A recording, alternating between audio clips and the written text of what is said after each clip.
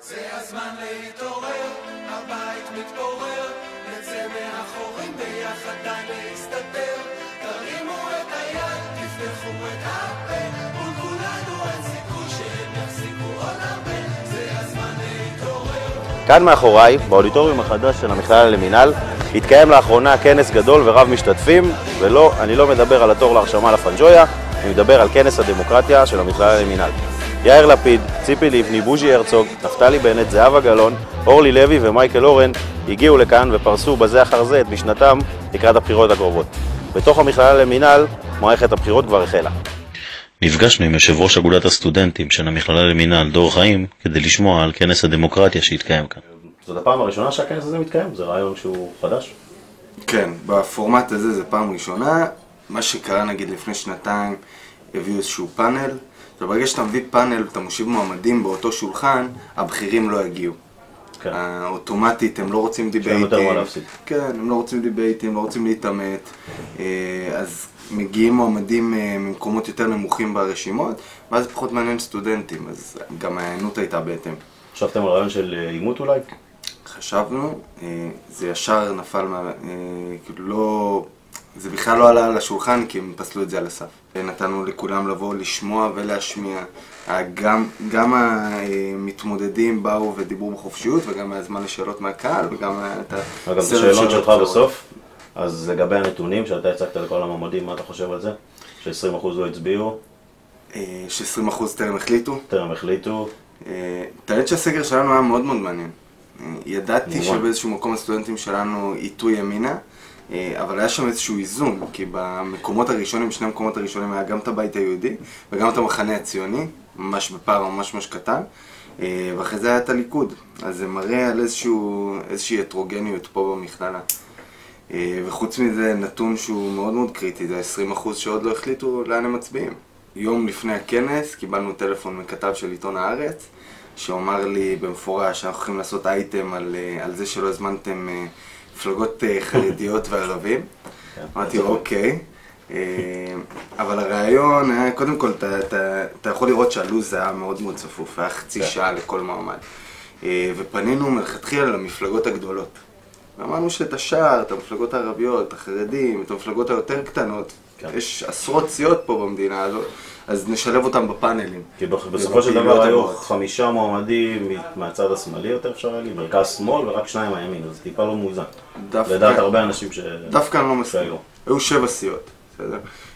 היה לך 2 מהשמאל מובהק, מרץ והמחנה הציוני, היה לך 2 מהימין מובהק, שזה הבית היהודי. מרכז שמאל, לא שמאל ימין, מרכז שמאל. לפיד זה מרכז שמאל?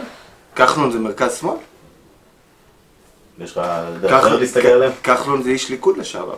כן, אבל כרגע הסתכלות יותר כלכלית חברתית, פחות נוגע בביטחוני שהוא ימיני. אז לא יודע, אני דווקא לא מסכים איתך, אני חושב שהפאנל בסופו של דבר היה מאוד מאוד מאוזן.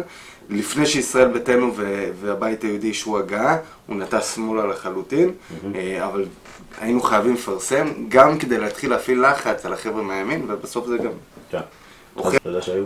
בינתיים הכנס שלנו המוביל, עוד לא ראיתי משהו אפילו מתקרב לסדר גודל הזה, אבל נראה לי שהליכוד פשוט קיבלו איזושהי החלטה לא ללכת למוסדות האקדמיים, הלוואי ואני טועה, וכמובן שכל מה שאני אומר הוא לכאורה, אבל חבל שהם לא הגיעו לפה, מאוד מאוד רציתי שהם ידברו פה.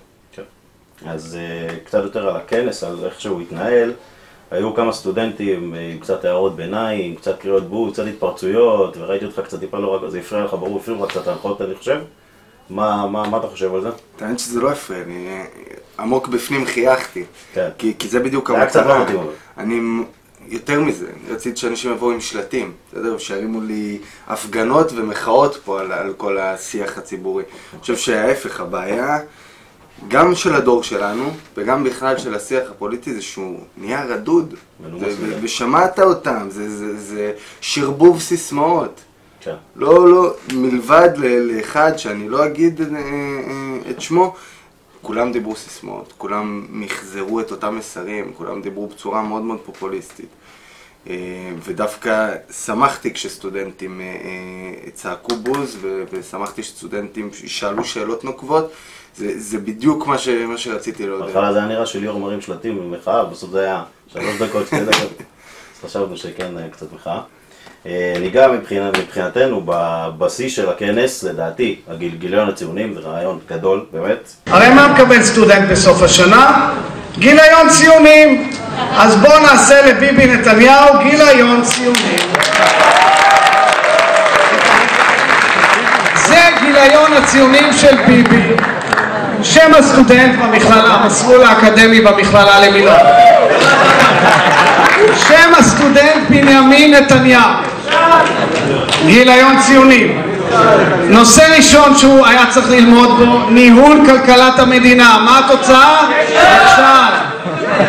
הגנה על תושבי עוטף עזה. הציון? נכשל. סיכוי לזוגות צעירים לרכוש דירה. הציון? נכשל. טיפול ביוקר המחיה. הציון? אבל יש לי חדשות טובות, יש לו גם ציון אחד טוב ממש. תירוצים מצטיין. פשוט לפעמים רוצה לעבור פה במכללה ולתפוס סטודנט ולנער אותם. כי המצב פה הוא לא טוב. מאיזה בחינה? מהבחינה של איך אנחנו מצטיירים בעולם, מהבחינה הביטחונית, מבחינת הערכים שלנו כאזרחים ישראלים, כיהודים, כציונים, כאנשי משפחה לעתיד.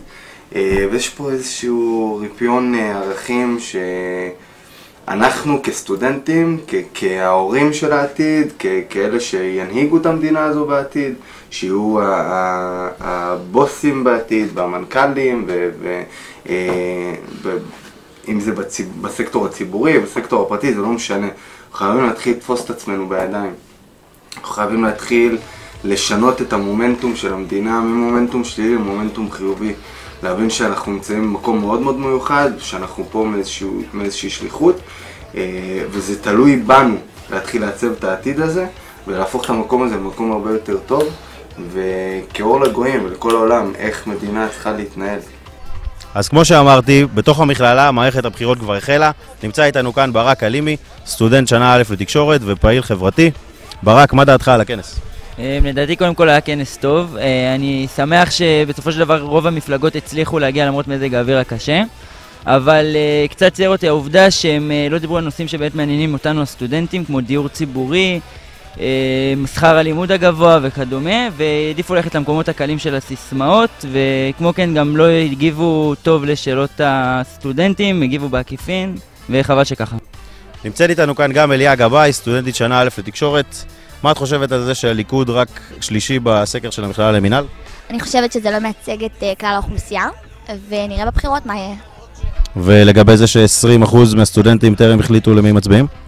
אני חושבת שיש מין מגמה כזאת של אנשים שדי התייאשו מהמועמדים הנוכחים ואלו שרצים שוב, וזו הסיבה בעצם שלא מצביעים. תודה אליה. בכיף.